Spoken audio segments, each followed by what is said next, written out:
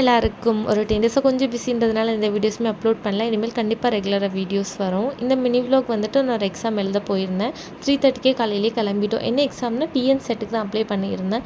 Apply பண்ணவங்களுக்கு தெரியும்னு நினைக்கிறேன். ஒரு 8 மந்த்ஸ்க்கு அப்புறம் இப்போ தான் போஸ்ட்போன் ஆகி நடந்துகிட்ருக்கு. மார்ச்சில் தான் ஸ்டார்ட் பண்ணி நடத்திட்டுருக்காங்க. எனக்கு 7th exam date morning shift அப்படின்றதுனால ஒரு 3:30க்கே கிளம்பி ஒரு 5:30க்கு போயிட்டு கொஞ்ச நேரம் ரெஸ்ட் எடுத்துகிட்டு பிரேக்ஃபாஸ்ட் சாப்பிட்டு 7:30க்கெலாம் நான் வந்து உள்ளே போயிட்டேன் எக்ஸாம் எழுதுறதுக்கு. போயிட்டு 8:30 9 o'clock தான் ஸ்டார்ட் பண்ணாங்க. அது வரைக்கும் அந்த ப்ரொசீஜர் இந்த ப்ரொசீஜர்னு கொஞ்சம் லேட் ஆயிடுச்சு. வெயிட் பண்ணி எக்ஸாம் எழுதி முடிச்சுட்டு வந்துட்டு கொஞ்சம் மாம் கில்ட் இருந்துச்சு. யோசிச்சுட்டே தான் எழுதிட்டு இருந்தேன். வந்துட்டு தேனி ஆனந்தம் வழியாக தான் போயிருந்தோம் திண்டுக்கல்ல. ஸோ அதனால் அந்த கடைக்கு போனதே இல்லைன்னு போயிட்டு ஒரு குட்டி ஷாப்பிங் மேடம்க்கு சார் தான் செலக்ட் பண்ணார். அது அப்படி இருக்கும், இது இப்படி இருக்கும், ட்ரெஸ்ஸு குத்துமா வருஷமா அப்படின்னு சொல்லிட்டு அவ்வளோ பார்த்து எடுத்துகிட்டு இருந்தார். இந்த ஷாப்பிங் வந்துட்டு கம்மப்பா வீட்டு சைடு கனிமன் கருப்பணசாமி கோயில் இருக்குது. அங்கே வந்துட்டு ரெனோவேஷன் பண்ணி கும்பாபிஷேகம் பண்ணுறாங்க. அதுக்காக தான் எடுத்திருந்தோம். அவருக்கு ஷர்ட் எல்லாம் எடுத்துகிட்டு அப்படியே கிளம்பிட்டோம். இந்த 2 ட்ரெஸ்ஸும் தான் பாப்பாவுக்கு எடுத்திருந்தோம். பார்த்தோன்னே எங்களுக்கு ரொம்ப பிடிச்சிருந்துச்சு. பட் ரேட்டு தான் கொஞ்சம் அதிகமாக இருக்க மாதிரி ஃபீல் ஆச்சு.